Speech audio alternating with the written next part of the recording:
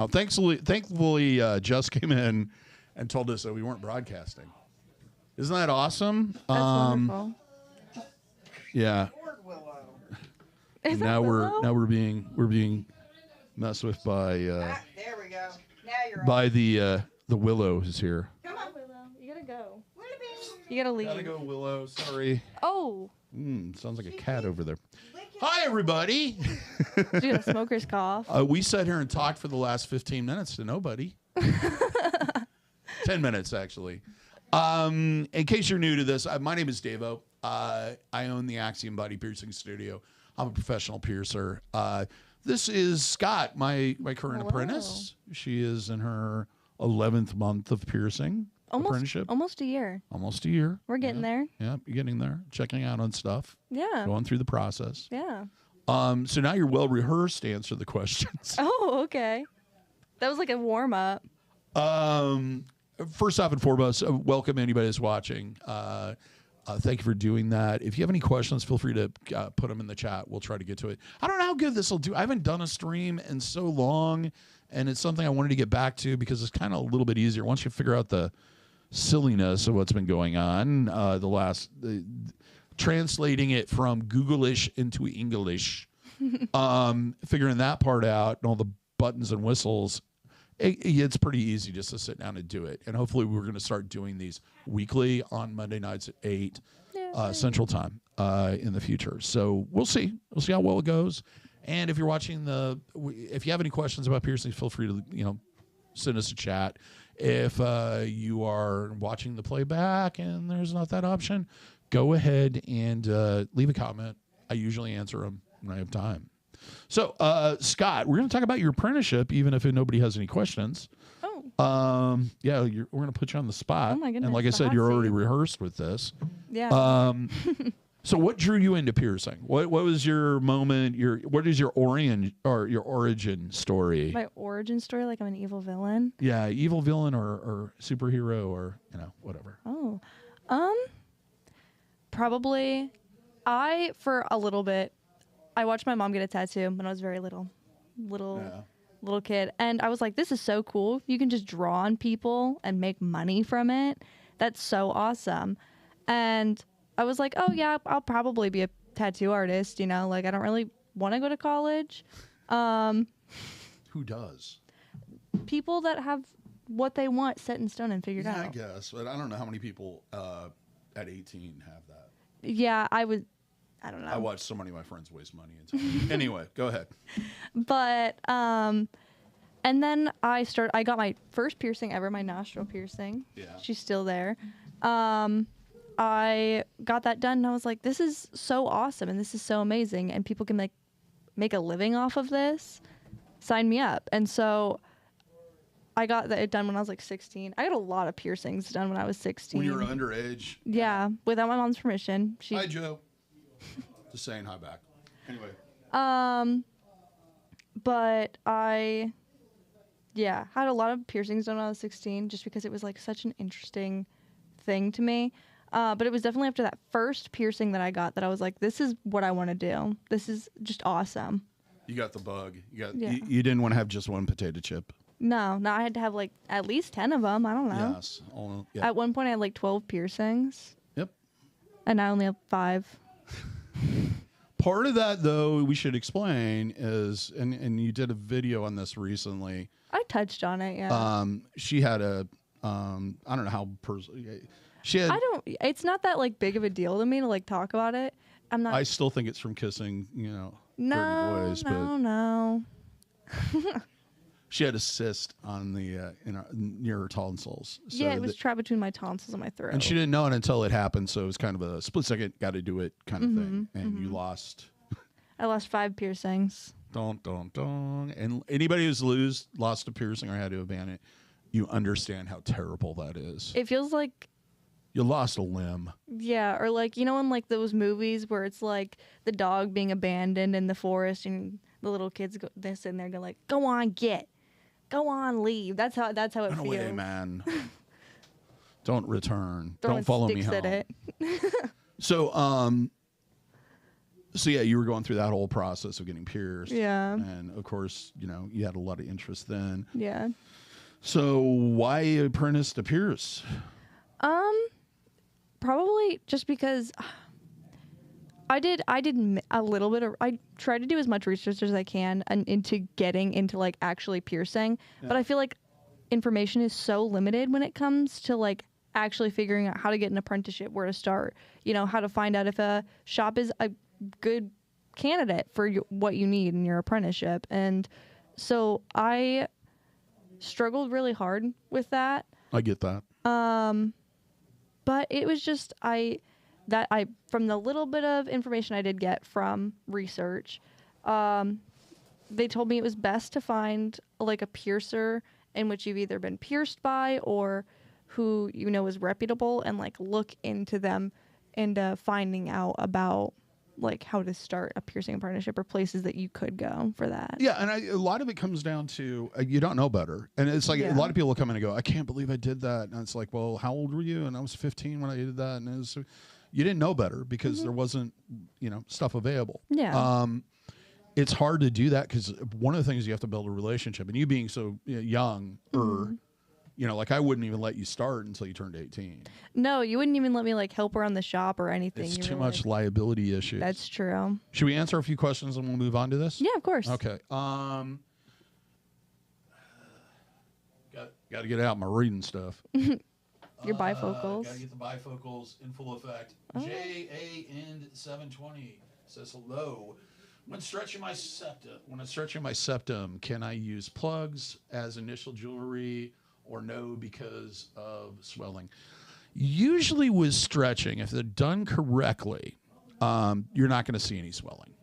There might be a little discomfort and kind of the tissue may change a little bit, but not like you're going to see with a piercing.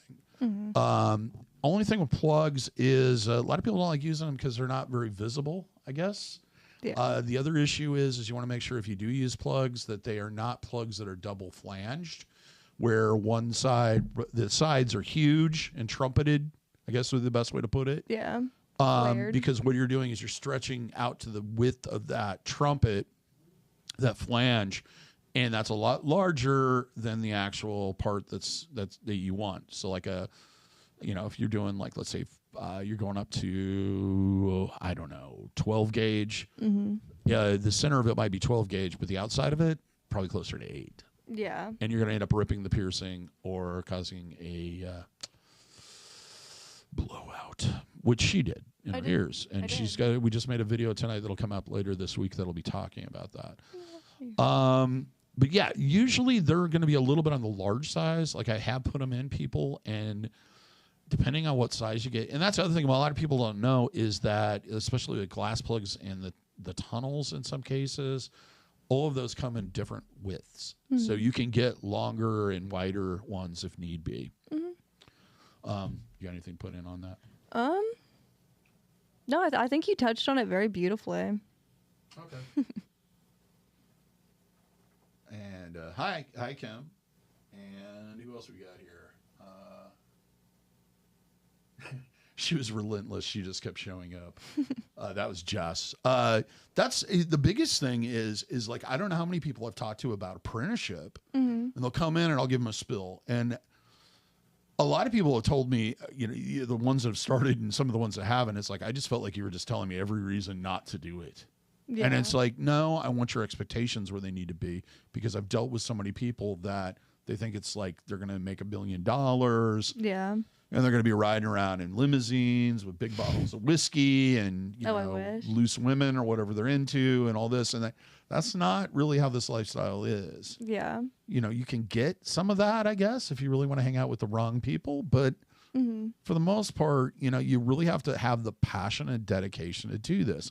And part of apprenticeship and part of the reason why it's important is because you're proving that. Yeah.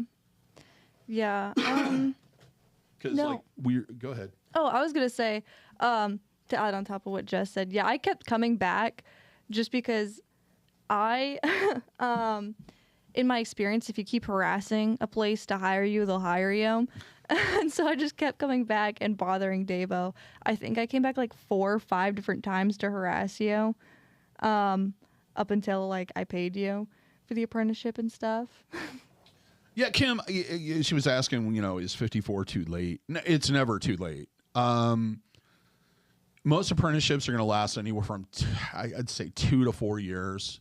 And especially if it's a situation where I always approach taking on an apprentice as somebody who is going to work for me for a long time. That's my long intern goal. Because I'm 56. I can't do this forever. The hands are going to eventually give out on me. And the eyesight. I'm already on the bifocals. Mm-hmm. I think that's just genetic. Yeah, I've always worn a bifocal. I've been wearing them since I was 2.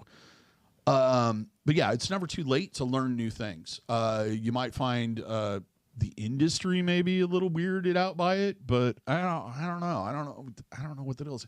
The thing is like I don't think there's a perfect age to start something because your maturity level and your intelligence level is going to be different regardless of what age, based on what experience you have. Mm-hmm. Enthusiasm can wane as you get older. Mm-hmm. So I don't think that age really is. I keep being told by certain individuals age is just a number, and I usually reply with, no, it is a number, but yours is way too low. Lord. I've already raised 1 child. I don't need to do it again. Mm. So, do you have any input? I mean, do you think you were at a disadvantage or advantage at 18? I don't know. I feel like that's, in certain aspects, I feel like I am at an advantage just because I feel like I definitely have a lot more energy than you. Yeah. But I feel like there are advantages to getting into it later. Like, you are more solidified. Like, typically, I'm not saying it's for everyone, but like a lot of people when they are like in their 40s or 50s, they already have like, oh, I already had my kids. They're moved out of the house and I have a nice house and I like am financially like. You're established. I'm established financially. I've done all the things I need to do and now it's my time. Yeah. Yeah. And so I feel like being younger, it's kind of just like I sit here and I'm like, am I ever going to own a house? Probably not. But like, it's kind of that. Yeah, I mean, there's certain things you're going to give up when you have a passion for something and you enjoy it. Yeah. That's part of what you're doing it because you enjoy it. That's a reward. But the financial rewards, they may not be there. I mean, there are times when I'm doing really well and there's times when I'm not doing so great. Yeah. But I mean, I could say the same about my health and quitting smoking and exercising and losing weight and everything else in my life. Sometimes I'm doing really well. Sometimes I'm not doing so good. I feel like that's just life. That's how life. We all have ups and downs as far as et cetera. Mm-hmm. The only thing, that would be the only other thing. Like if you came in and you asked me at that age, is you kind of have expectations or needs for financial reasons. Mm-hmm. So if you're in a situation where that's not a problem, you don't have dependency, and there's not things keeping you from it, I don't think being older would be a problem. I think there's advantages to it. Yeah. And she also asked, how do you become an apprentice? We were going in a little bit about that. Bug the crap out of somebody. Ask. Mm-hmm. I generally suggest go in and kind of start a conversation with them, get pierced by them, become acquainted with them. She didn't do the get pierced by me thing. No, I didn't. Because her mom wouldn't do it. No. Your mom's so mean. So awful. No, she isn't. She's nice. I met her once. Don't believe a thing she says. She sucks. She's so awful. Okay, so and usually when you're starting out, I feel like I'm repeating myself because we did a lot of this stuff before, and now I'm repeating it all over again. Go out and do the basics. Read. I really advise reading the Piercing Bible. Also, get your certification on bloodborne pathogens. First aid, CPR is a great thing to take and get a basic understanding of that. If you have a medical background, that can be helpful too. And get your shots, get your Hep B and your tetanus shot beforehand. Yeah. And just kind of show the work towards it. If you happen to be able to go to a convention like the APP convention and do a couple seminars or classes, do it. Because that shows to us when you come to us and go, I want a piercing apprenticeship. And it's like, oh, great. You're the 5th one today. You and 5 other people or 4 other people.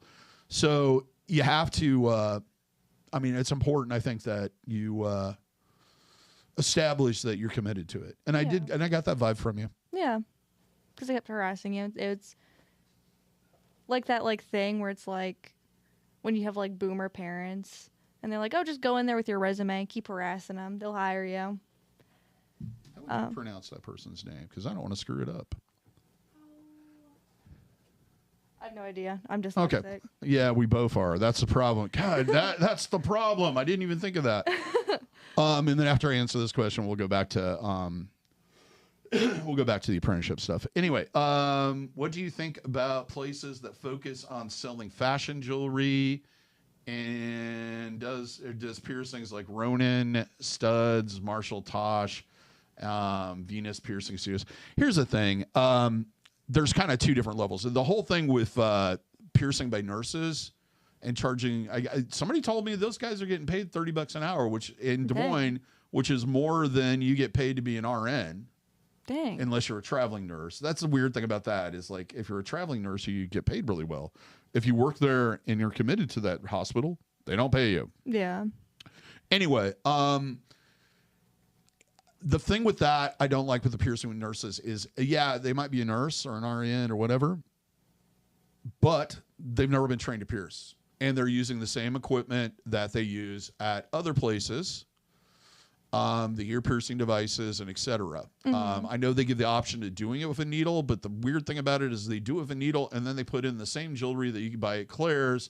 And in most of their stuff on their site, at least a little bit of, the 5 minutes I spent looking into what they're doing, they use words like, instead of biocompatible, they say hypoallergenic, which doesn't mean anything. So that's the thing. The fashion side of it, I think it's a money grab, to be honest with you. This idea, the fact that Maria Tosh came out and was like trying to patent piercings and all this other nonsense, it is more of a business strategy than anything else. I don't like the fact that she does those weird angles and calls it fashion.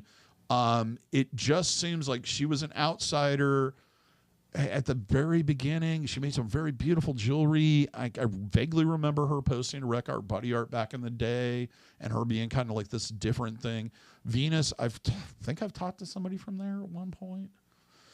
There's nothing wrong with this fashion forward stuff. The problem is the price is so high that you're pricing out the general public.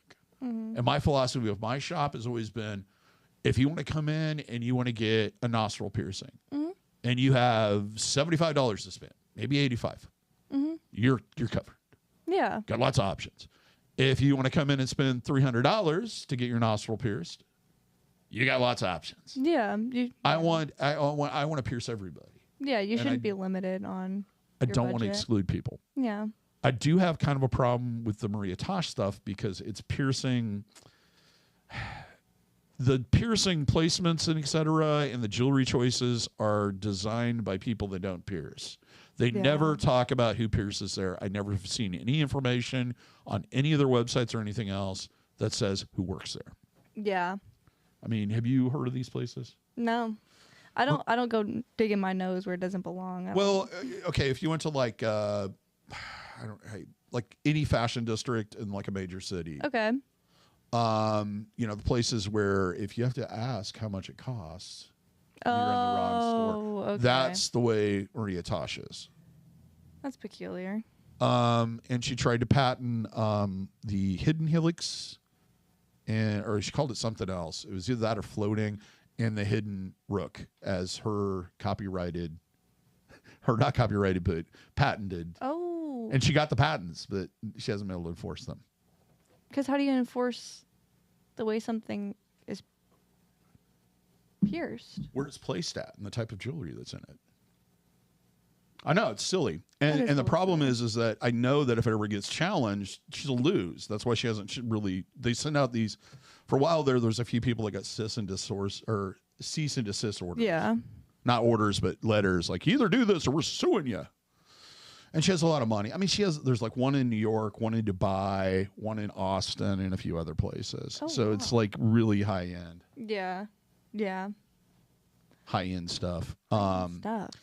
Yeah, and your average piercing there is going to cost a couple $100. And I think that part of the piercing process is going to a respected piercer and knowing a little bit about their personality and part of the experience overall. I know a lot of people, it's just like, I just want to find a place. But for a lot of people, it's people, those that collect a lot of them, they go for the person that works there. Yeah.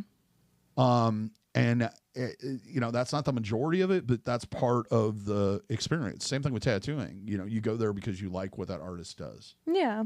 And I think there's part of me that likes it because it's kind of upping the scale of piercing to a higher level.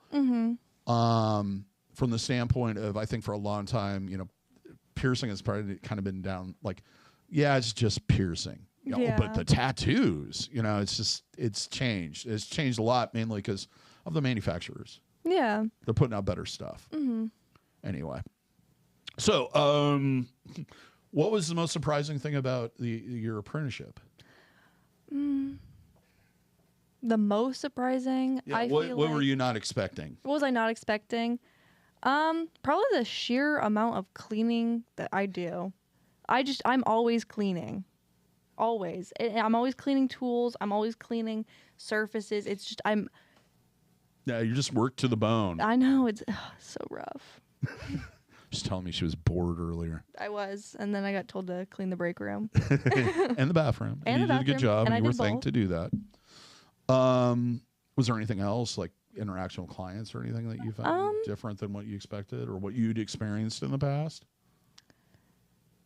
Well, I definitely learned a lot here. I learned how to properly communicate with clients, and I felt like, I don't know, compared to where I had been pierced, because I'd only been pierced by one shop, I just felt like there was this more of a, in a weird way, relationship between the clients and the piercer. It felt more, I don't want to say like personal, but like in a way a little bit personal, you know? Yeah, I like the gab. Yeah. Why am I doing this? Because I like the gab. Yeah, informative. Yeah, and that makes people comfortable. Yeah. And it's also, I don't know. Another thing I want to add on top of that is how much I realized over time I enjoyed informing people about like properly cleaning and taking care of piercings and all that. I didn't realize I would enjoy it as much as I do. Yeah. Like informing people. I don't know. It's fun it's like spreading, you know, they used to talk about spreading the gospel. That's how I feel. I feel like I'm a missionary Mormon. Yeah, oh no, we're not knocking on people's houses. I could be. Yeah, not knocking on people's doors. Yeah. But yeah, it's you are trying to indoctrinate them, I guess, in a way. And to properly take care of their piercings and heal them well. We're doing a good thing. Because I'm a believer that if you know better, you're going to do better. Everybody wants their piercing to heal out with his little problems. Yeah. It's not like they want an infected, gross piercing. No, and unless they're informed correctly, Yeah. you know, how can you get mad at them? Mm-hmm. And taking the time to do that is important, I think. Yeah. What's going on here? I don't know. Okay, I get it. Yeah. Okay, so the steps for like kind of everything's dissuaded, but or not dissuaded. What am I saying? I don't know. That was a DaVoism, just so everybody's. It's in DaVo-ish. I plan on writing a translation at some point. Oh. Will it be hardback? The process of becoming an apprentice. Like I said, do the basics beforehand, show that you have the passion, and then do a lot of research on the people that you're talking to. Definitely. Go in and get peers. Look at their studio. If you look around and it looks dusty and unkept, that means they don't have pride of ownership, which means they probably don't have pride in what they do. Even though my workload does get me kind of hectic at times. That's why I'm an apprentice. Because I'm working her a bone or working her to the bones, cleaning things. It's important. And then what I generally do is I'll sit down with a person and I'll give them all the reasons why they don't want to do it. Yeah. I've been told that I was really jazzed up, and then I talked to you, and it's like, well, I want you to have realistic expectations, especially financially, of how this is going to be. And then, take some time, think about it. I usually tell you, come back and get in contact with me, and then bug the crap out of me. Yep. And some places will take on multiples, but I only take on one apprentice at a time. Because that's how I feel comfortable. Yeah, and it doesn't feel like competition between two apprentices at the same time. Especially on the financial level, because that's like one thing I always have to consider when I take on somebody is, I'm taking on some level of financial responsibility. Yeah. And it bothers me if you hadn't noticed. Yeah. I don't know. I feel like You could keep a part-time job. I got a new one. Working at a trampoline park. All right. Woohoo! Yeah. Cleaning up vomit. Oh, don't. Getting to light those candles. Oh yeah. But I was gonna say something. I was gonna say, I feel like a good way to figure out if that's a place that you want to apprentice at is just like make a consultation. You know, like kind of talk about like ask about pros and cons of a piercing. That is a solid way to find out if that's a shop that you want to work at. You know, like kind of book a consultation, look around. And then see how informed a piercer, how much information a piercer can give you based on like how well they can explain a piercing you're interested in. And you can tell a lot about in a consultation if they seem rushed. Mm-hmm. You know, are they going to take because if they're not going to take the time with you before you spend money, they sure as hell ain't going to do it after you do. Yeah. And they're going to be like grumpy and annoyed with you every time you come in. Everybody has bad days, including myself. That's true. Sometimes you're interrupting something that I've been focusing on for 2 hours and need to get done, and you come in, and then it takes me a minute to reset out of it because I have to go from this brain to that brain. Yeah. But I love my job. I love talking about piercings. Otherwise, I'm going to have this silly channel. Mm-hmm. And I wouldn't keep doing this for so long. I would have quit a long time ago. Mm-hmm.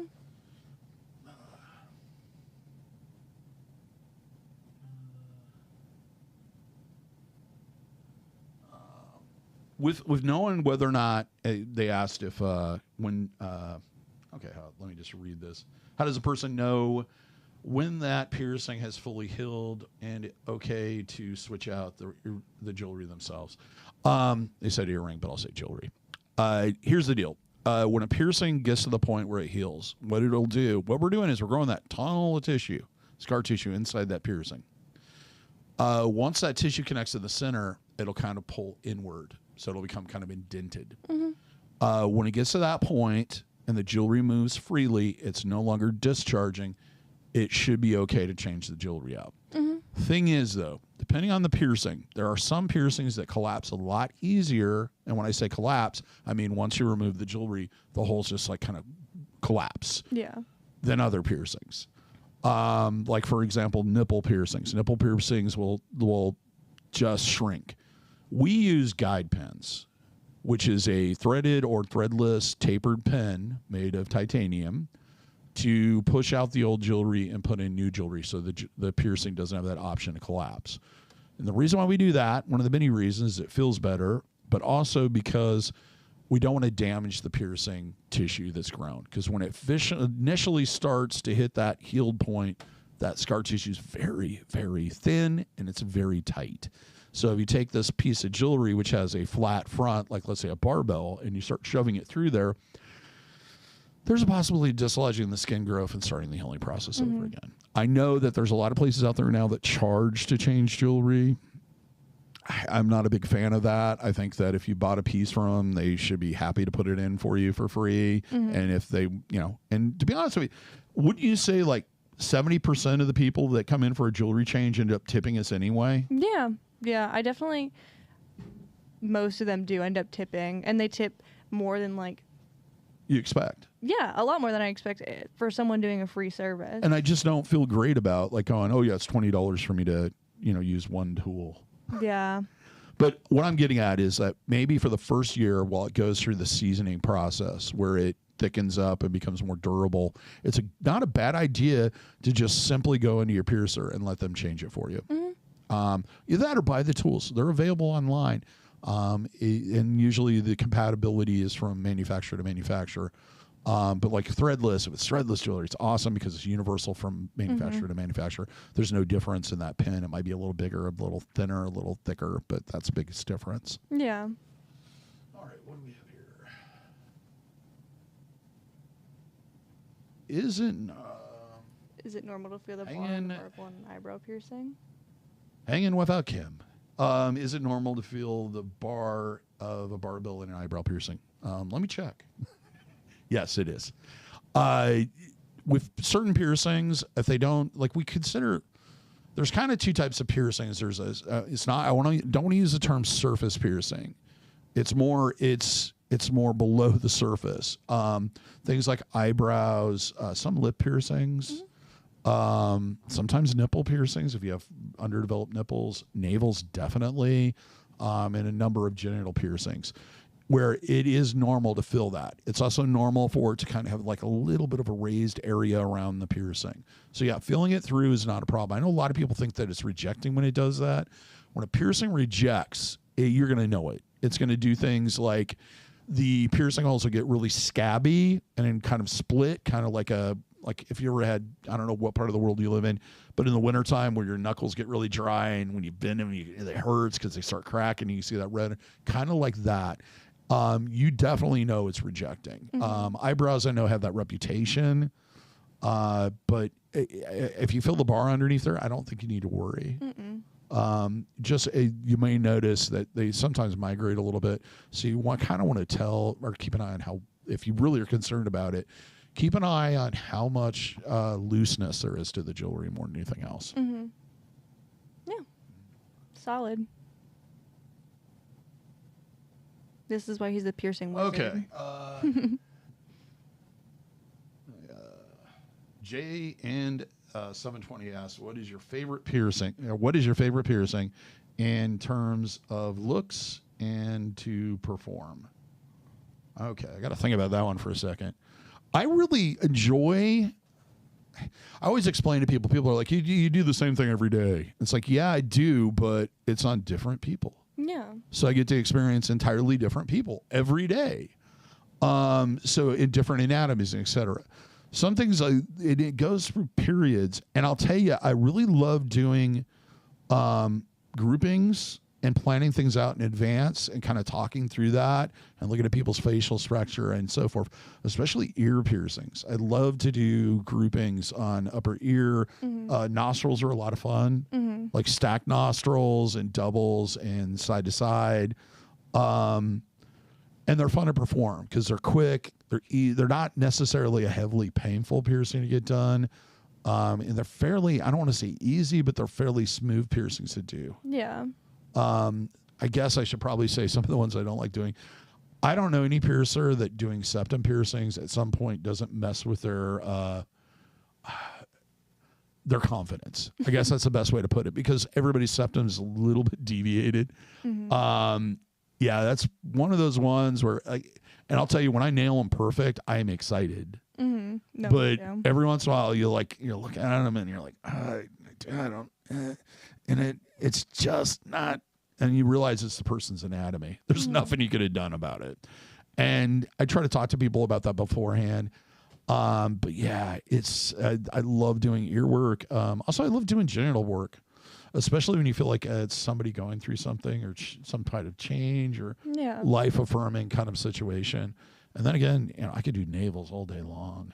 I get so scared of doing navels. I do. I'm so scared I'm going to accidentally poke their stomach. What do you mean after the piercing's done? Yeah, like when I'm if I don't have any slotted clamps, especially like when I'm taking off that cork to Yeah. I get so scared about stabbing someone. That's why you take that side off first. Or the other side off first. Yeah. I can't remember. I don't know. It's funny because that's one of the parts of apprenticeship is teaching. You forget stuff that you do automatically every day. That's like motor skills to me. And that's why it takes, part of the reason why it takes so long is fine tuning all of that.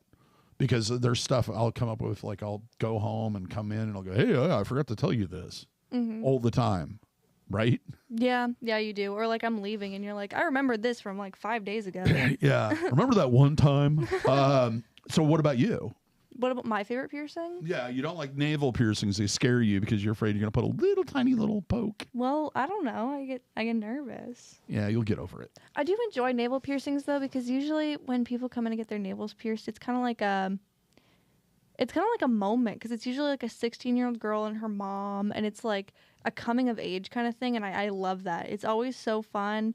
Sometimes it's a little bit stressful if it's two daughters coming in, because they're both I don't want to go first, you go first.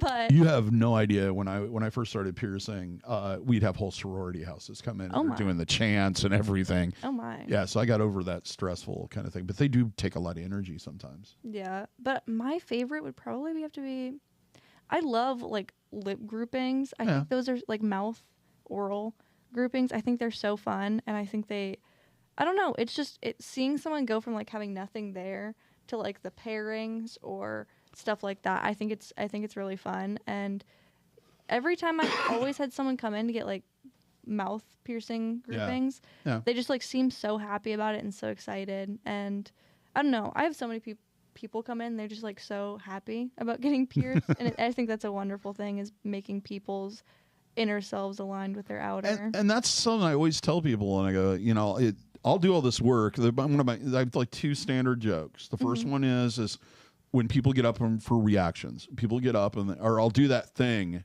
First thing I'll do is like when I get done and I'm starting to clean up, or I'm to a point where they can go look at it, I'll go, "Are you ready to do the fun part?" And they look at me sometimes in fear. I love it. And they'll go, "Look at it." And they'll get up and they'll go over there and they'll say, they'll start smiling, and they'll usually say something like, "I can't believe I did that." And it's like, "Yeah, do anything. You just laid there. I did all the work."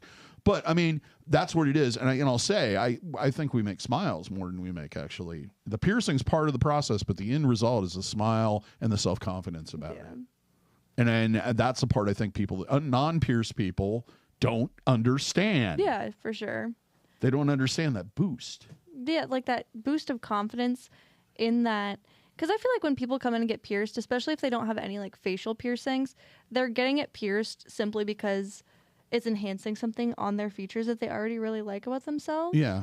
And so it's like, yeah, you're coming in, you're getting something that's enhancing one of your favorite parts about your face. And I've had it the other way where it's like, I don't like the way this looks, but I'm going to draw as much attention to it as possible. Yeah, and I love that. And it's I'm owning this. Yeah, and I love it. I love the confidence that it brings people and how happy it makes them. Yeah, that's what we do. That's the fun part.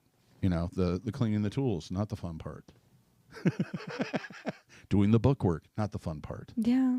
Ordering stuff, not the fun part. Inventory, not the fun part. But it's all those things that you have to do the other thing. So it's like to do the fun thing. Let's see. So we already covered what you're trying to think of what else about the apprenticeship that we should talk about. How have people outside of like in your daily life how is that? How have they responded to you starting to do this? What was their input? I definitely, for my friends, they've known I've wanted to do it for a while, but when it came to family, it's been this thing of, "Oh, so when are you going to start tattooing?" And I'm like, "Never." Or, "So that's what you plan on doing for your job?" And I'm like, "That's what I'm doing for my job." Like I have my little side job and things like that, but this is probably my main job, the thing that I'm most passionate about, the reason I'm here. What you'd like to do full time. And it took me, I don't know, about 2 or 3 years to get to the point where I could do it full time. Yeah. Or like I get the questions about like, "Oh, when am I going to college?" Never. Never say never. I can't think of anything that I would, outside of piercing, if like for some reason I was like, "You know what? I hate this," that I would want to do that would involve college. Yeah. So you didn't get a lot of like, well, I mean, you are getting it. Like a lot of people is like, "Why do you want to do that?" Yeah. That'll never work here. You'll never make any money. And it was just an ongoing, and it's like my response was always, why? Why won't I? What was the reasoning behind this? Mm-hmm. Well, that doesn't work here. It's like, a lot of things don't work here. Yeah. Beach resorts don't work in Des Moines. No. That doesn't mean necessarily that if you build one, there might be a crowd of people that hang out at them. Mm-hmm. I don't know. We've never done it. But no. And then there was that like, "Oh, I could never do your job. I couldn't imagine hurting people," or I get really nauseous or dizzy around blood. And See, that's the thing about it is, and I try to explain this to every apprentice I've had, is the more you try not to hurt the person, the more you tend to hurt them. Yeah. And that's why self-piercing tends to hurt more, is you're trying not to hurt yourself. Even though you're hurting yourself, it's kind of it sounds silly, but when you hesitate and you don't do things smoothly and clearly, and it's at like the motor skill level of doing something, it does hurt more because you cause more trauma.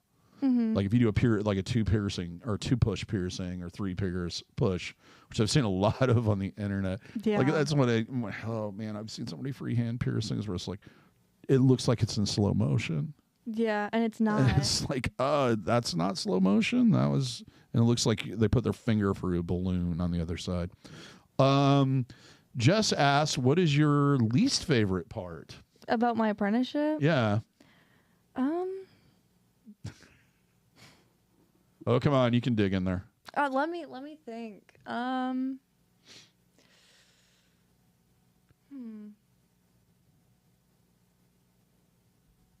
My endless dad jokes. That too. Maybe the guys they talk very loudly. Yeah. You know, like they'll go on. They're so passionate though, so it's not like I can really be like upset with them. It's just like, why are you so loud? You get Jimmy, Jack, and Brent going, and there's a lot of energy there. There is. I would, if you got the Skin Kitchen TikTok or Instagram, if you haven't checked it out, there's one of just Jimmy doing all his Jimmyisms. Mm-hmm. He's manic. I mean, I don't know how else to explain it, and we deal with that every day. I feel like we've been punished with how close we are to Jimmy. Like the Rubens to Jimmy. I think that was intentional. I think that was a punishment for something you did a long time ago. I love working with Jimmy. It keeps things interesting. So Jack and Brent, both of them, great artists, great people to be around. I'm lucked out in that. And I've worked with some people that were terrible. I mean, just terrible over the years. I don't even want to go into it. I've had some bad experiences, and I've had people that worked for me that have had bad experiences. So, it works out what it is. No, in all seriousness, the guys are great. They're really funny. I'm not gonna lie to you. They make me laugh. Yeah, and yeah, it's one of the environments. There's more men here than women, so that does kind of change things occasionally. Which I've never understood with tattooing and piercing, why there were so many men. I don't know, actually. I've hired, or I've gone through. I've had at least 3 or 4 female apprentices. My first one was a female. Mm-hmm. Because I've always wanted to have more. And the person that was kind of my mentor and the person who did a majority of my tattoos, Sherry, so to me it was normal. And I didn't realize how unnormal it was till I went to other places. And it's like, oh, yeah, no, there's 5 guys here and 1 girl. It's like, it's like a punk show. Yeah. Full on, 50 guys, 1 girl. Oh. Yeah, no. I do like the environment here. It's I don't know. The guys, they're great, and I love having Jess as our front desk lady. She's always back there like listening to a podcast, doing her colorings, and then like actually doing her job. But well, that is part of her job, is wait there and wait for the phone to ring. That's true. It feels so boring, But yeah, well, that's the thing is like I've always, even when business is slow, I always found productive ways to do it. That's how this channel started. I was having a lot of things changed very quickly, and we had a fire and a bunch of other stuff that happened. And so I'd already been in the process of thinking about doing it. And it was just like, I've got free time, I'll do this. Same thing with the website. It's like every time, it's like I tell people, they look at my computer and they're like, oh, so you game? And I'm like, no, I don't game. I just edit videos on that. And every time I sit down at that desk, there's like probably 8 things I can do. And I'll admit it, I have days where I just, what's going on at Facebook? No, I love the amount of conversation that starts from like the things that you have in the room. Like I remember that one guy that came in and he saw your cameras and he was like, "Oh, those are really nice cameras. I photograph birds." Yeah. And it just started this whole conversation that was like, I don't know. I feel like I wouldn't have thought that kind of conversation would have stemmed just from being in a room changing out jewelry. It's the way it works. I've had extremely interesting conversations. That's why I always say the people always change. That's why it can never be boring. Jess just called you Scotty Pippen. My official title. I shouldn't have told her. That's what my friends call me. Yep, they call her Scotty Pippen. They do. Yeah, that's what they do. Yeah, and that's the thing is like, and I've been in the environment where like people have gotten tattooed, people have gotten pierced, and walked in and they're trying to carry on a conversation with a person, and the artist is just stone cold and won't say a word to him, and nothing is more uncomfortable than that. No. I mean, there are some people that come in and they want to sit there and they want to put in their headphones and not talk to you, but that's not everybody. No. I mean, most people they're in a nervous, anxiety-driven situation, and having that bedside manner and taking the time to talk to people and find out things. And I'm always trying to start a conversation. Yeah. I'm okay if someone doesn't want to talk, but yeah, I'm a little bit more I'm more pushy. You are. Because I've been doing it longer. That's true. Well, thank you, Kim. Yeah, the whole premise of the body piercing and tattooing channel, the reason why she said thank you for starting the channel. The reason why I did that was I got to a point where I was noticing myself when I went to look stuff up that if there was a video available, I was watching the video instead of reading things. And it kind of dawned on me, it's like, why haven't I started this a long time ago? Because, I mean, I was doing this stuff, but I was posting really long blogs. Yeah. I mean, axiompiercing.com is a complete, I just had to move all that content. I'm still not done. It's a huge site. And the reason why it's a huge site is because it started in 1998, and I've been perpetually adding to it ever since. In fact, I split off part of it, the more personal side of it, and made a personal website, which is in heavy need of being fixed. But yeah, it's, I love to share my passion. And if anybody gets anything out of this, that's fantastic. And, when I'm not here, that eventually is going to happen. This is all going to be here in some way, shape, or form. Yeah. Unless YouTube does, not Facebook, MySpace thing and erase everything, or GeoCities. But the internet's forever, and if anybody can get anything out of this, this is what it is. And like I've talked about earlier, it's just like, hey, you do something stupid because you don't know better. That's all right. You do something stupid because you know better, and you know better. That's okay. That's cool. Yeah. Yeah. Yeah. You're just here to agree, huh? Yeah, I'm your hype man. Yo. Do you want me to disagree with you randomly? Possibly, unless you have. Well, I mean, you can have a different take on it. I mean, I What's your favorite conversation starter with clients? My favorite conversation starter? What do you like to ask them? I kind of gauge the person's age, but I usually be like, "Oh, what do you do for work?" Or that's the most common one I use. Where do you go to school? I feel like that's a little bit, because you're gonna get the same 3 schools when you ask that. What I love is asking, where are you from? You from Des Moines? I'll say some small town, and then I'll respond, I'm sorry. I've heard that too many times. Too many times. Yeah, it's one of those things. This is like an ongoing joke for me. If you ever been to Iowa, I think anywhere in the continental United States where there's a lot of room, you walk in, you drive to these places, and you stand out there and you look around because you're there to, somebody had to use a restroom or whatever, and you look around and go, how do people survive out here? I don't get it. I mean, Des Moines is not the hugest city in the world, but I can't imagine living in anything smaller. But yeah, that's me. But yeah, I love talking about where people are from and what they're doing and what their motivation is. A lot of people, they're you get into some interesting conversations with law students and all kinds of stuff because we have a really broad range of different clientele. Yeah, especially since we're kind of by the college. Yeah, Drake. Yep. But yeah, that's probably my favorite conversation starter. Oh, what do you do for work? Or if it's a reoccurring client, I'll usually poke and prod them about how their piercing has been. I have problems with people that come back because I don't always remember them because my ability to remember people is not good. You could usually tell by the way they greet you. Yeah, I know. Yeah. But they do that. I have people walk up to me at music venues and go, "Hey, DaVo!" And it's like, "Hi." That's true. I don't have people recognize me outside of work, and I feel like if I did, I would know where they're from. I've never been to Kim said she's from Milwaukee. Yeah, I've never been to Milwaukee. I've been to the north side of Chicago, so I guess that's kind of Milwaukee. And I say that because I've encountered a lot of people I'm from Chicago, and it's but your address is Wisconsin. But yeah, Milwaukee's pretty similar, I'm supposing. I went to the Dells. I don't advise it. The Ducks were fun. The rest of it, fun. Yeah, I would have been better off to take everything out of my wallet and just throw it at people. And then left. Yeah, no, I haven't really been outside of I don't know. I lived in Missouri, from Missouri. Yeah. Missouri. Lived in Illinois, lived in Nebraska, but I haven't really traveled anywhere else in the Midwest. So I used to do road trips all the time because I was a punk rocker, and that you had to go see bands. Yeah. No way around it. Otherwise, if you just waited for them to come to town, that wasn't ever happening.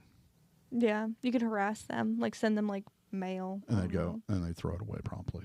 Probably use it as a coaster. Or show up and be highly disappointed by the fives of people that showed up. Oh, the fives of people? That's a big crowd. Yes, that's still kind of a thing now. Let's see. Okay, so we covered that. I guess, so maybe we should explain my process as far as going through the apprenticeship, or do you think that's interesting to people, or? I don't know. Yes, they are a money pit, the Dells. After 2 days, I'm blowing money on stupid stuff like here's a bucket of sand, and it might have gems in it. That'll be $32. I'm like, what am I doing here? And the food was terrible, terrible. Okay, we got a question here. What is the complete proper anatomy for a conch industrial? Okay, so Jay in 720 asked, what is the complete proper anatomy for a conch-to-conch industrial? Why might someone not be able to get it? I'm guessing that you're talking about the vertical conch-to-conch. A couple different things are going to happen is you're going to go to a studio and they don't have a piece of jewelry that's that long in stock because they never use them. Yeah. I think I have 2-inch ones in there. Yeah, you do. Yeah, I've had those for quite a number of years. I have. Yeah.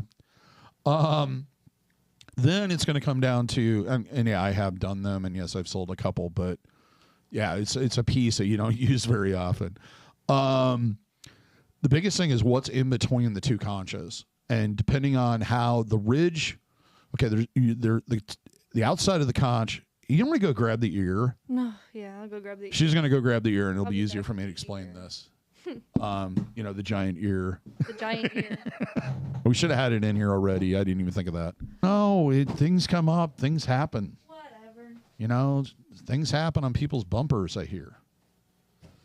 Anyway, it depends on what structures between the two. And then it's going to be angle, because it has to be, you don't want to do a piercing that's, the piercings are, let's say that's the tissue, and then the piercing is at like an angle like this, because it creates these warming spots. It also makes the piercing longer, which will lead to bumps and other issues.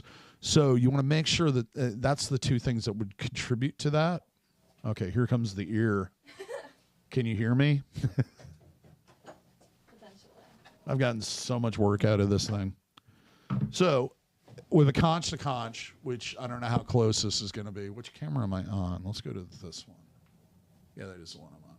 Okay, so the conch to conch piercing usually is done from down here up through here and then comes out at the top. So what we're concerned about is this ridge right here, because this is the antihelix, which is this part right here, and this is the helix. The helix kind of goes down to the center where the date piercings are, and then goes down. If this is in the way, that'll be a problem. If you can't line up a straight angle from conch to conch, that'll be a problem. Also, sometimes we have to do them outward, which makes them a little bit, like if you do them way out here, it makes them a little bit more acceptable to problems, mainly because of that angle issue and how that sets. It's the same reason why industrials are so damn grumpy. She convinced me to do her industrial again, and now she's having stuff. I accidentally pulled out one of my glasses. However, it's coming back. We put an inch and an eighth in, and it looks snug, and then suddenly it isn't snug, and now it's snug again. So we got to downsize that thing. That's why you only wanted to listen with one ear. I just realized that. I'm sorry. I thought you were just being goofy. No. My ear hurts. Obviously. Look at it. And that's why I like conch piercings. They're more enclosed. Oh, gee. Yeah. Because industrials, you never know, especially with the angle and so forth. I mean, you can bend the jewelry to a degree to try to make it match, but it has to be dead on, and you're still going to have a little bit of migration. Any industrial piercing, you're basically forcing something to do something it doesn't want to really do. Yeah. There's no way around that one, and hold it in place. Yeah, because if you try to do like two separate piercings that line up, they'll move eventually. Yeah, and that's another thing with the industrial conch. If somebody tries to convince you to do one conch with one piece of jewelry and the other conch with another piece of jewelry, that probably is not going to work because it's not going to heal in a straight line. Your body's going to naturally kind of migrate it a little bit. And it's going to be important to downsize to reduce the amount of migration. Cartilage piercings, except nostrils. Nostrils really don't do this as much. But anything in the ear, especially upper ear, if the post is too long, you need to downsize as soon as possible. And the reason why is this is going to get caught on things, and then your body's going to kind of want to move it out of alignment. And once that happens, there's not really much you can do to fix it. Yeah. Because if you try to force a piece of jewelry to hold them straight after they've healed, it'll just cause a bunch of issues with like... Yeah, because you're forcing it into a position that it doesn't want to be in. Yeah. That's simply the problem. That's the problem. That's the problem. Okay, I'm going to attempt to say Hey Hong, I think is how you pronounce your name. I'm sorry if I'm ruining it. It's not intentional. Can you elaborate on the changes in the piercing trends? Any chance or changes in the type of clients? Do people get stacked lobes or in DAFs, or is that more modern? Did flatbacks exist in the 90s? LeBray studs existed in the 90s, so I'll cover that first. We only used them for lips. And the reality is I did not probably see a 16 gauge one or smaller probably until about 98. And I think it was Anatometal that came out with 16 gauge and 18 gauge because they were kind of the forefront of people that were making jewelry that was internally threaded in thin gauges, because before that you had to have that thicker gauge to do it. Changes in piercing trends. Yes, and it's weird because it's kind of an up and down thing. I don't see the massive like we used to, like navel piercings. Everybody's going to get navel piercings, and then everybody's going to get tongue piercings. Now everybody's going to get eyebrow piercings. What I do see is a consistency of the number of navel piercings we do. The navel, nostrils are really popular still. Septums, but I'm seeing septums kind of slow down a little bit. And earwork is just a growing thing. And it's partly because people are just slowly discovering it existed. And that might be our location more than anything else. Yeah, I feel like I've definitely been seeing a lot of people online get more earwork done. And like seeing people like, oh, I'm changing out my jewelry in my ears, like as kind of you can have multiple ear piercings and have them be like small and dainty as well. And it appeals to a lot of people because they're easy to hide and they're socially acceptable. They are, yeah. And part of that, and the reason why that's better, is because we have a better variety of fronts. Because back in the day, you kind of had, gin ball. You'd have a ball, or you could have a ball of a gin in it, or you could have a disc, and that was about it. Yeah. If you wanted anything else, well, you're out of luck. Yeah. Now, especially with the revolution of threadless jewelry, even though there's more threaded options for most places out there, there's just so much of it. Yeah. That, and the combination of different types can make a huge difference. Now, you asked about the conch and stacked. I haven't really done a lot of stacks in the last year. I was doing a lot of them for a while there on stacked lobes. And then it just kind of teetered off. The biggest problem with those is a lot of times people will come in and they already have existing 2 or 3 piercings there, and then trying to line up a pattern that works right. The other thing is, I'm bringing out the ear again. Oh, convenient. Yeah, we're going to go to this camera.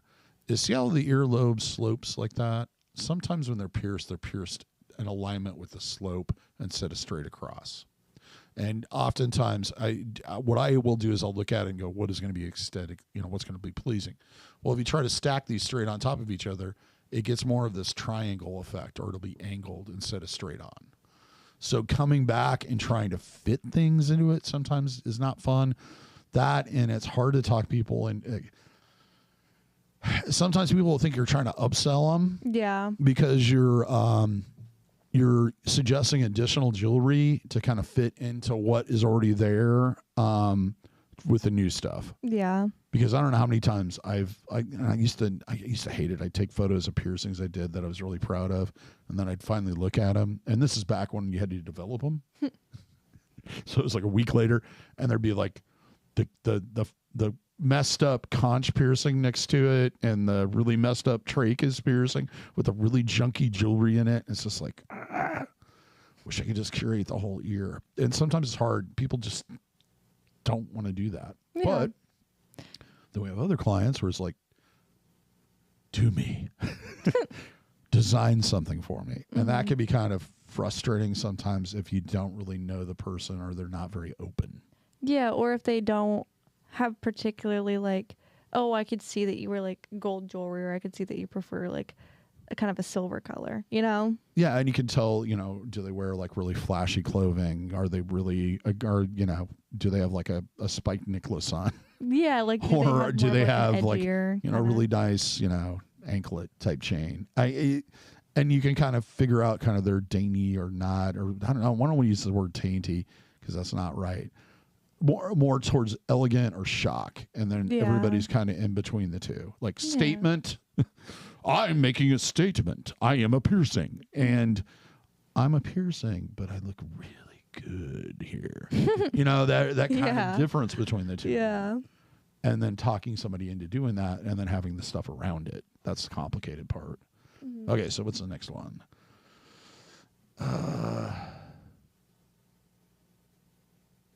Okay. J and 720. I heard Scott Wilkinson. It's funny. My last name is Wilkins. I just don't use it. So like, we both started piercing at the same time. We both have YouTube channels. I miss Scott's stuff. I haven't seen as much of it. I saw him the last time he streamed, but he hasn't been doing. At one time, we were going to try to do something where I was going to be on the podcast, and I just couldn't get my head around getting around to doing it. So that if you do, your end goal is a 16 gauge orbital, you might be able to pierce and heal two 12 gauges separately, placed properly, and then connect them with a 16 gauge. That's possible. And the reason why is you have a hole that's too big. Yeah. So that's going to give more leeway. If it's a fresh piercing, though, it's not going to give you the leeway. Even a seasoned, like a healed piercing, because it's too tight. Because part of the problem, like when you switch out from studs to rings, part of the problem is that you are you're taking something straight and then trying to force something curved in it. And I was thinking about this the other day about doing a video that shows the difference in the curvature between a straight barbell or straight stud, you know, post, a curved barbell, and a ring, and all at the same size. Because I don't think people understand how much that curvature is, especially when they're going from like they got their nostril done. They normally wear like a quarter or a 3/16 18 gauge Libre stud in it, and they want to put a 14 or a quarter, 6 millimeter quarter ring in it. How much of a difference that is. Yeah. But in that case, you're making a hole big enough. Especially, I don't do dermals, but especially if it was done with a dermal punch, because it's definitely going to take that tissue out of there. I mean, the worst part about UFOs and et cetera, and orbitals and et cetera, is what the tissue they're done through. That's why they're permatic, because it's rigid tissue, and you're always going to be concerned about it being exact. Yeah. Okay, yeah. Hanging with Kim said, hanging out with Kim said, yeah, definitely do that. I'll try to work on it. Maybe I'll put in one of the body piercing. No, it's not body. Nude piercing. Nude piercing. My biggest fear is I'll run out of topics. Yeah. When I started, we're getting over. There's got to be over 1,000 videos on there at this point in time. She hasn't even seen most of them. No, I haven't. I don't have time for that. Well, you can do it. You can do it after, when your boyfriend wants to do what we were talking about earlier. Oh, yeah. But you won't mention. It's funny. Anyway, hanging with Kim. Why don't I do dermals? Here's the biggest thing. I got into piercing to do something that if you want it, you can have it for the rest of your life. There's durability there. If you want an ear piercing, you're going to have that ear piercing for the rest of your life. If you want a nostril piercing, you can have it for the rest of your life, or until you decide that you want to take the jewelry out. Yeah. Dermals, and one of the problems I have with people that do dermals and do a lot of them is they are a temporary piercing. They are, yeah. There are the exceptions. There's always going to be exceptions because there's going to be some people that are more tolerant to it, and for one reason, or have good luck, or have sold their soul to the devil or something, that they can wear them forever. And then there's other people, and other people, it's a couple years and they're gone. And then there's a majority of people, which is usually about 6 to 10 years, and then they start rejecting. And it's simple. Basically what happens is you have something, usually on an area of the body that has contact with clothing a lot, and hair and everything else. It gets caught, it gets yanked just enough, and your body goes, at last, I get to get rid of that thing. And it pushes it out. The other problem with them that I don't like is you can't take them out for medical issues and put them back in. Yeah. Changing the tops, you have to make sure that it's exactly the same manufacturer. And if the top doesn't, if you can't, even if you can find the right one, you're dealing with the possibility of causing enough trauma for the thing to reject taking off the top. Yeah.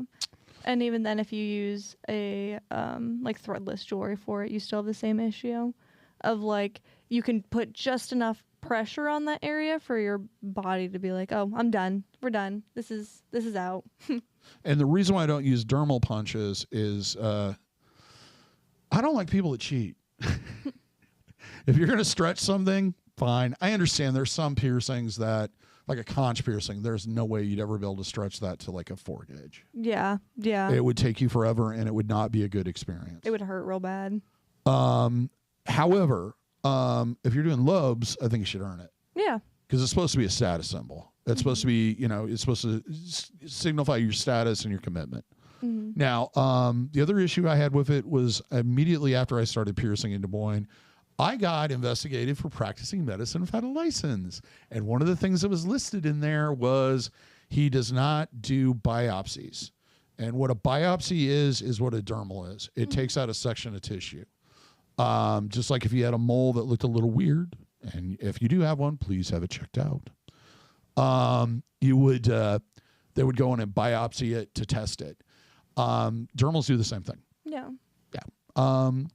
As far as JN720, what is the healing time or healing frame for a dermal punch in the ear? Varies. It's a big wound. It's going to take sometimes a little bit longer. I don't have a lot of experience dealing with them. Yeah, and it depends on also how big the gauge is. Yeah. Yeah. Because if you're doing a 2-gauge dermal, that's a pretty big hole. Yeah, that'd take at least like 6 months to heal. And you're going to see more bleeding because there's no way to seal it up. It might impair a little bit on blood vessels. If you're doing it through cartilage, that's the other risk with them that I didn't mention was you could mess up the structure, the cartilage structure, and that could possibly collapse. Though I've never really seen any photographs of it. I've heard of it. I've never seen any photographs of it, but I know that is a thing that can Seems happen. like something that should have been on BME. Probably was, and I just never got around to looking at it. Earth Growners, thank you for all you've done on the channel. I have learned so much from your videos. Well, and thank you for the super. We will spend that wisely.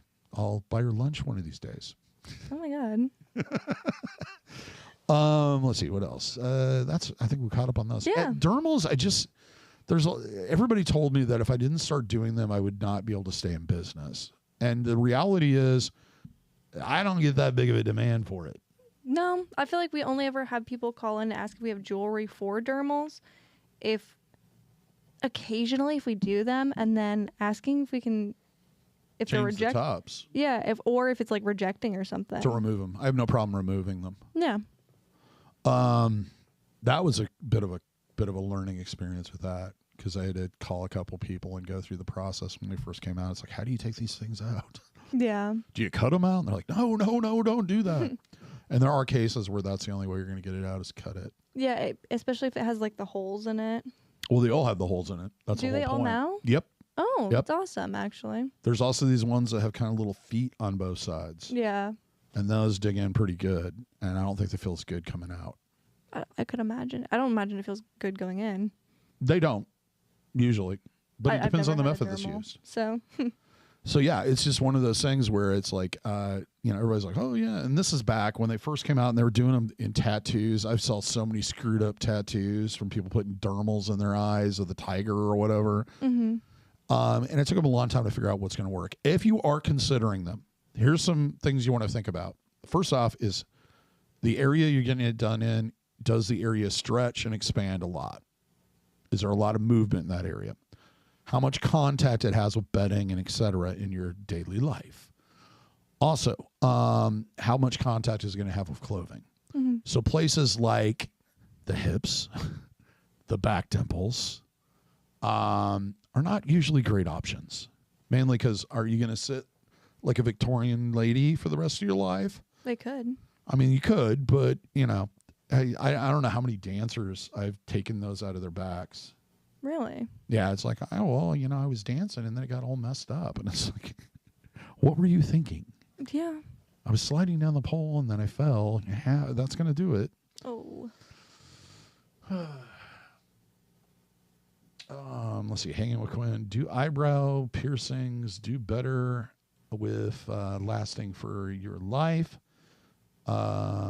I sure hope so. I baby the piercing because I love it that much. I've had mine since 1995, so it's 30 years old. It's older than me. The biggest thing is I wore rings in it.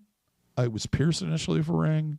I wore a ring in it off and on for about the first 2 years I had it. Then I switched out to a curved barbell, and then I switched back to a ring, and I had a ring in it for probably 10 years, 10 or 15. Yeah.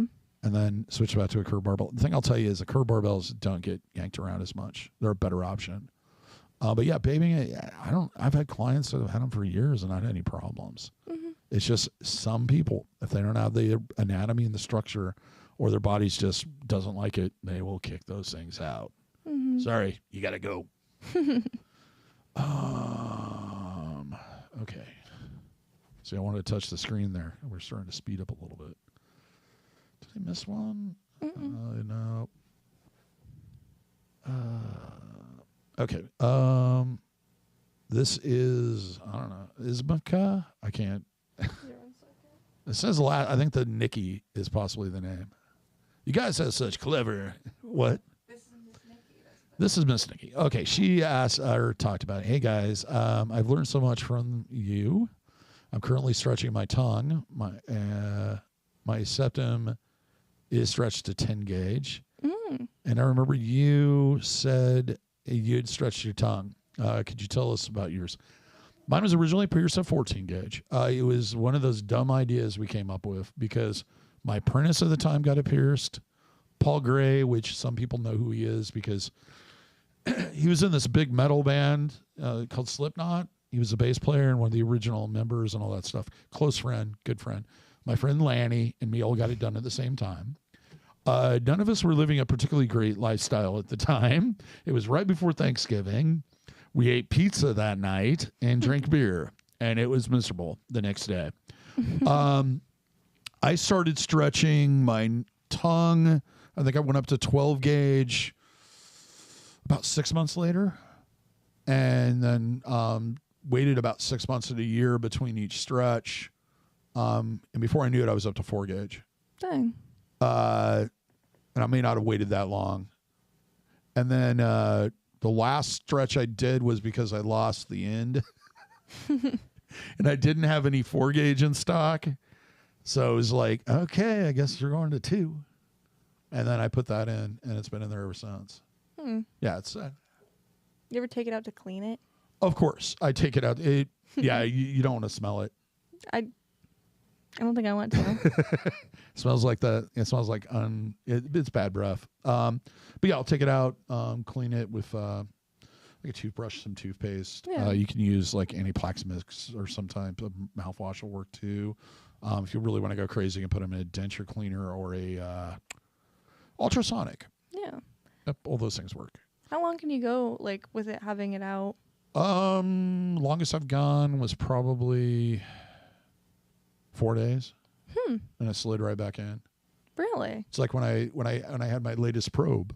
Oh, they got. I left the jewelry out for about a day. Oh, okay. I don't know. I Yeah. feel like I would have assumed that it would have closed up or like started shrinking. And there are other faster. piercings I have that I will rest them. Yeah.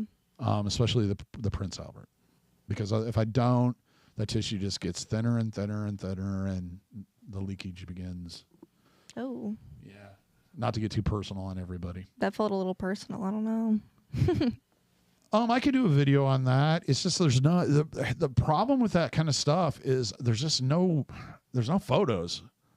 I mean, I had 35 millimeter cameras and all that stuff, but it was expensive to get that stuff processed. Yeah. And that was the other thing. If you took it to Walmart or even like your local guy, because there were pictures of genital piercings there, and there'd be pictures of female nipples, or even just regular piercings that whoever was developing it was offended by. So they would black out, they'd expose the negatives and then give it back to you with everything but those photos on it. So there's a lot of stuff I lost over the years. And there was an entire portfolio I had that somebody stole, which was creepy. I don't know exactly what they were using it for, and I don't want to know. And then Jay in the 720 asked what piercings I currently have. My ears are stretched. I have, I don't know what they are anymore.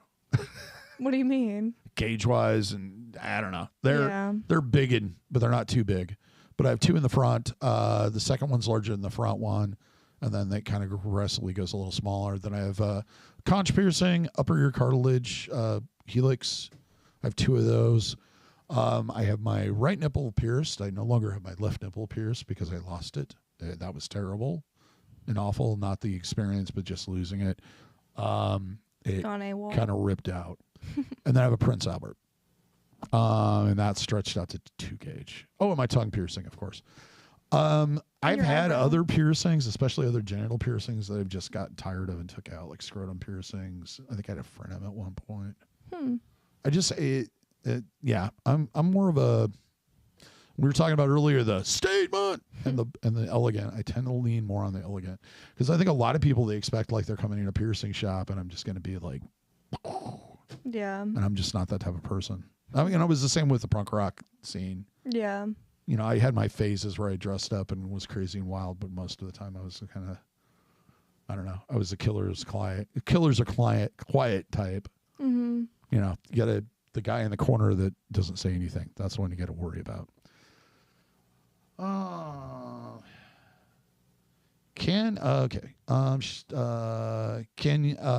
Any chance we get a tour of the studio? Yeah. I did one a long time ago when we first opened. We can try to do that. I'm sure Jess and those guys would love to do that. There are certain areas that are kind of a little bit on the private side, like the break room, because tattoo artists are animals when they eat. They are. You do not want to know. Piercers, we're clean. We're neat. That's because we don't do anything all day. I'm kidding. We do stuff. It's yeah. We're not as rushed with our lunch. Yeah, and I don't leave half-empty sandwiches everywhere. That's true. Hanging with hanging with Kim. Can you tell it's the end of the day? Do you prefer to use 14 gauge needles or 16 gauge? I'm guessing you're talking about, do you just prefer to use 14 gauge or 16 gauge in eyebrow piercings? My piercer didn't ask and just used 14 gauge barbell.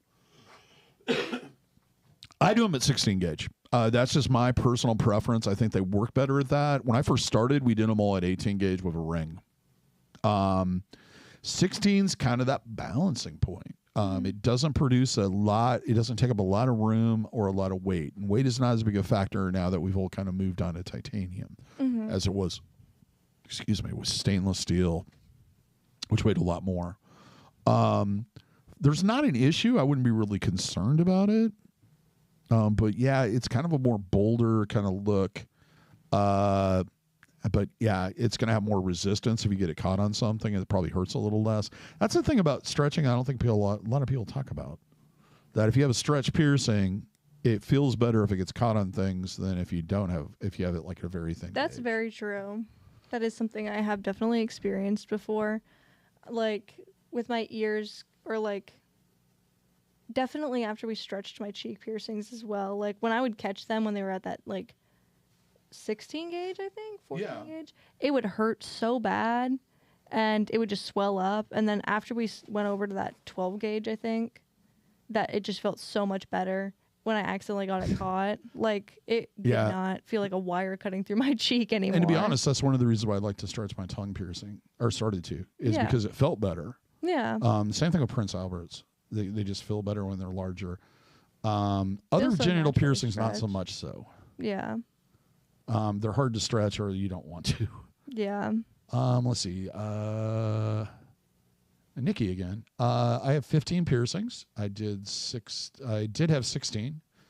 VCH closed because of a colonoscopy. Yeah, that's what I went through last week, or 2 weeks ago. No, it was last week. Was it last week? No, it was. Yes, yeah, because you were talking about it when I came Okay, to yeah, work God, on it was far. Thursday. That diet killed me. I don't eat that way. They're like, you can only eat the stuff you're not supposed to eat. Anyway, for like 3 days before it was terrible. Anyway, but sorry about that, man. Sorry you lost it. In this stretch to, this last stretch to 10 gauge free septum, cool, was so spicy. Yeah, they can get a little rough. And sometimes backing off and then going again later on down the road's a better option. Like somebody that had a blowout, but they're doing well now that they were left alone. Yeah, they've been left alone for like 8 months now. My piercer thinks I have dented cartilage already. Is that possible? Never heard that term before. I don't know exactly what that freaking means. Doesn't know what that entails. Dented, as in there's structural problems, possibly, like from former trauma. Yeah. And she says that she waited 6 months to go with a 10 gauge stretch. Yeah. I wish, and I think in the future, especially with stuff over the gauges that we normally pierce at, like when you get over 8 gauge, 6 gauge, etc., I think things are going to change to millimeters on thickness. It just makes sense. Mm-hmm. The problem with gauge in stretching that people don't really think about is, or talk about, I know I've mentioned this before, is the more that you stretch, the bigger the number is, the more the increase is going to be. So if you're going from, it's going to be a bigger jump from 16 to 14 than it was from 18 to 16. Yeah. And it's going to be a much bigger jump when you're going from 12 gauge to 10 gauge than it was from 14 to 12. So it takes longer. And I think we try to get into this kind of like, it's been 6 months, it's been 3 months, it's been this, it's been that, and kind of put everybody in that. The only sign that's really going to work is if there's a lot of space between it, it moves really freely, and you can pretty much see above it. Like light passes through. Yeah. And it's kind of hard to see that on a septum. You got to have someone else look for you. The other option would be stacking, Mm-hmm. which I think in a degree is a little more gradual. The problem is it isn't going to be that perfect round circle. Mm-hmm. It's going to be oval shaped or a little off oval. Yeah. So, yeah. And I think that's just because of that. Yeah, the colonoscopy was a lot of fun. I explained it this way. It was like they came in, they put the stuff in and go, we're going to put you to sleep. And then I woke up like a second later, like not knowing where I was at and what was going on. I was like I was on Dexter's table. It's just like, boom, I'm here. Now what? And they're like, don't get up and move around. You got an IV in. Yeah, they found some what are they called? Polyps. It's been a long day. But they're all benign. Happy to report. At least that part of me is cancer free. Yeah, they're not fun, but they're a necessity. They are. JN720. I have had a broken nose since I'm sorry if I'm misreading these. I'm dyslexic, so sometimes I don't read. Reading and talking while reading is not a good thing for me. I don't do well that. I've had a broken nose since, I guess, since childhood. How would it affect septum stretching? I want to go to 4 gauge. It depends on the amount of damage and how much scar tissue there is. If it didn't affect the placement of the piercing, I wouldn't really be concerned about it. No. One of the things with stretching is if it hurts, stop. Yeah. It's that simple. That's it hurts, any stop. stretch. And don't use like tapered like jewelry. I almost said a bad word there. Because I feel that strongly about it because you're just going to damage it. Mm-hmm. But yeah, did it? Your septum's probably it might have been a little deviated, but I really wouldn't worry about it. I wouldn't worry about it unless the piercer said something about it in the because process it of would doing affect. I would have think it would have affected placement more than anything else. Yeah. So yeah, I think you're probably okay. And like I said, just listen to your body. She just did a video on this on her ear piercing journey. Yes. And stretching and then having to basically rest her piercings for 2 months or whatever before she put something back in. You really have to just listen to your body and learn that it's going to take as long as it takes. Yeah. And you just have to be. It's hard to do because you start to get impatient. Yeah, you definitely. And part of the jazz of the whole thing is like, how big can I get it? How big can I get this? Mm-hmm. And it's very hard to kind of hold back and relax. Oh yeah, the Dexter table. Yeah. Yeah, I had 6 of them. But I found out they're all benign. So I'm good for today. I get to go see another doctor tomorrow. On your day off. Yep, and another one on my other day off. So that's the way things are. Anyway, anybody have any other questions? Because I'm about ready to wrap this up because we've been at it for a while. We're going to start doing these. I'm going to try to do them every Mondays at 8 Central Time. We'll try to be consistent. And now that I know the button I'm supposed to push, this won't take as long to get started. Yeah, we'll be on it a bit more. And happy to answer it. And like I said, if you have any additional things we didn't cover or something you was like, oh, I didn't remember, leave a comment. I'll be happy to sit down and get a hold of you and let you know or comment on it. What am I talking about? No, I feel like you have like a time of day where you specificely section out to look if anyone commented on YouTube. You're very passionate about responding to the public. When I'm in the mood or I'm killing time, usually is what it is.